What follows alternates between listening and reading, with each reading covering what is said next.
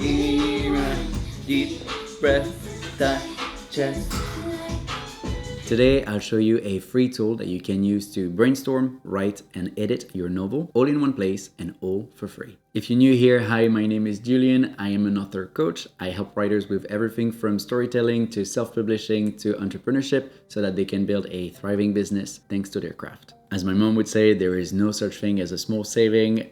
So over the years, I developed this drive of always wanting to optimize my spendings in all areas of my life. Take this YouTube channel, for example. I'm using DaVinci Resolve to edit my video, which is a free software so that I don't have to pay for recurring fees with Adobe Premiere Pro or just pay a flat price for Final Cut Pro. So naturally, to write my first novel, I started to use Google Doc, which was the free alternative to Microsoft Word. Don't get me wrong, it is a pretty good tool. I love the index to navigate the manuscript that enables me to jump from one chapter to another super easily. I love the fact that it's super simple to share your manuscript with other people and let them comment on it so that you can gather feedback from your beta readers. But then the problem with Google Docs and the fact that it sits within the Google Drive ecosystem is that I ended up with a story that was pretty much scattered across multiple folders. I'd have my manuscript in one place, then I'd have, for example, the character profiles in another folder, I'd have some random notes in another one, and there would be no logical connection between any of those files or any of those folders. Sure, I mean, I could always have some sort of header at the top of every document with all the links to the relevant files or to the relevant folders, but it really wouldn't be optimal, plus it would look pretty messy. And sure, I could pay for tools like Ulysses or Scriveners where everything is centralized into one place. But what if I could create a tool that does pretty much everything that those paid tools do,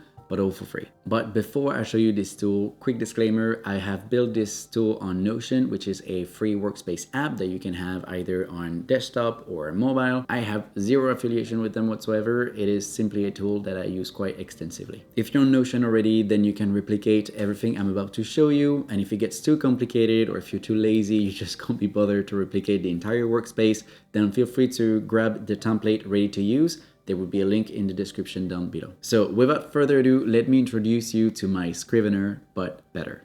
Okay, so it is quite a minimalist interface with one menu for brainstorming and writing, including a word count tracking tool. If you're like me and you like to know stuff about how fast you're writing and so on, then you're definitely gonna love it. And there is one menu for anything related to the revision of the manuscript, including the one and only revision grid, which is a tool that I give to my clients so that we can work together on their manuscript once their first draft is done. Okay, so the menu, let's start with the manuscript section. So the idea here is to have a breakdown per chapter. In the manuscript view, you see the loop structure of each chapter so that you can see the logical link between them. The loop structure is just to make sure that each of your chapters ends on an open loop so that you kind of raise the stakes for the next chapter. And then the next chapter answers the pending question, the open loop that was open at the end of the previous chapter, and it makes sure that you're building up conflict. And then you also make sure that you end the next chapter with another open loop, which you're going to close in the following chapter. And finally, here you have a placeholder for all the lines that don't have a home yet, but that you want to use in future scenes. I saw that one in one of Brielle's writing vlogs, so I will leave a link to her YouTube channel in the description down below if you're into writing vlogs, and I'm pretty sure she does writing sprints as well. In the synopsis view, you get a bird's eye view with one-line synopsis for each chapter. Now, if you open a chapter, you'll see that they are linked to characters, scenes, in case you have several scenes in one chapter, places, and notes. We'll get to those in a minute, but we'll start with the characters. Okay, so that was the manuscript section. Now in the characters section, you have a gallery view and a list view of all your character profiles. In each cards, you have few information about their role in the story, their internal conflict, and any other relevant information for you to craft a better and more compelling story. For the places section, this is where you can have all the different places where your story takes place. So in my case, you'll have London, where the protagonist currently lives, you'll have the fictional hometown, you'll have the manor, etc., etc. Then you can have a tab for each place. So for example, here in my example, you have a tab for the manor where you can see what the entrance looks like and all the different bedrooms and other rooms. For the notes, you have a quick access to the master notes down file, and you have the database with all your different notes that you can categorize if they're notes about world building or about a specific event in one of your characters' past. Then all you have to do is, when you start a new chapter, to simply add all the notes that you might need a quick access to. So you see in the first chapter, I added my notes about the protagonist's past as to make sure his backstory remained consistent throughout the novel. For the scenes, this is where you can list all the different scenes that you have in mind. And the beauty of it is that they don't even need to have a place in your story yet. Whenever it makes sense to you, you can link it to a specific chapter. So for example, if I have this scene in mind, I can prepare it here. And when I know where it fits in the grand scheme of things, I can, for example, select in which chapter these scenes will take place. And if you go back to your manuscript and open chapter 3, you'll see that the scene has been automatically populated. So when you're working on your chapter, you can A, see which scenes are in this specific chapter, and B, you can see the outline of what happens in these scenes so that you don't forget any little gem that you came up with that will make your scenes truly unique. And finally, the word count tracker tool. So this is where you can see all your progress and data around your writing sessions. So let's say you've just finished a 45-minute session and you wrote 355 words. Simply click on the Add a Session button and it will automatically add the start and the end dates of that writing session. Then all you have to do is to add the time that you started your writing session and you add the end time, and then you select the book that you're working on. After that, all you have to do is add your word count here and you're pretty much good to go. It will automatically calculate your writing speed for the session and update your overall stats. So here, for example, you can see your total word count.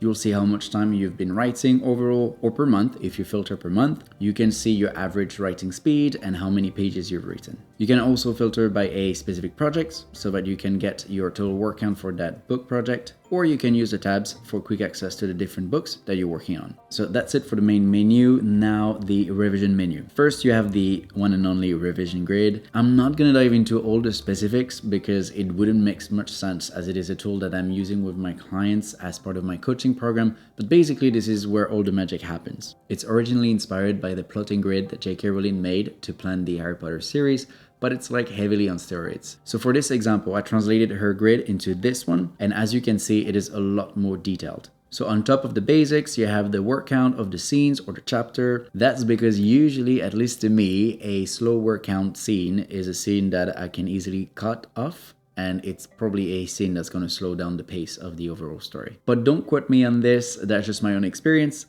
Then you have a red herring column so that you know where in your story you are misleading the reader on purpose. I have also added a world building column just to make sure that the reader discover the world as the story unfolds, as opposed to having an info dump at the beginning of the story. Then you can have as many subplot columns as your story needs, and then you have even more columns, but as I said, I'm not going to dive into all the specifics. As you can see here, there are 3 phases to revisions. Each tackles a specific part of the master view, just to make it a step-by-step process for my clients. So in the first phase, you tackle the word count and the titles of each scenes or each chapters. Usually I would use the 1-sentence synopsis of that specific chapter that we saw in the manuscript section. The second phase dives a bit deeper into the scenes, and so does the third phase. I built this revision grid so that it's also linked to all your brainstorming and writing work. So here, for example, you can select the POV from your list of characters, you can select the place where the scenes takes place, and so on and so forth. Then you have the problems and solutions tab. This is where you list all the problems of your current draft. So you first select the source of the problem, so whether it was a feedback from one of your beta readers or your alpha readers if you're in an earlier stage, or simply if it's a problem that you found yourself when you were reading your draft. You then list the problem and you give it an importance. Usually I would put a 3 if it's a structural problem, if there's a plot hole in the story. I'd give it a 2 if it's important but it's not related to the plot. So most of the time it is something that I haven't foreshadowed, so it kind of feel like it's happening out of nowhere. And I'd give it a 1 if it is a small detail specific to a chapter or specific to a scene. Then the table automatically ranks the problems in order of importance so that you know where to focus your effort. First focus on 3,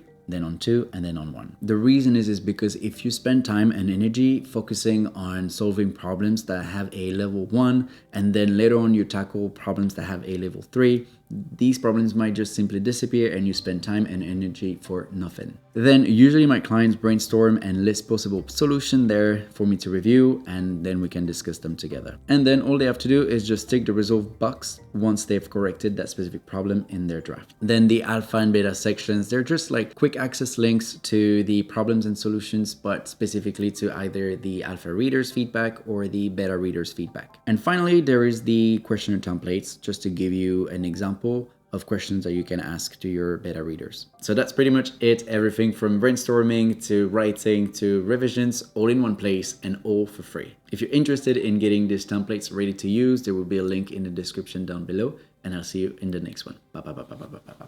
Bye. Oof, too far.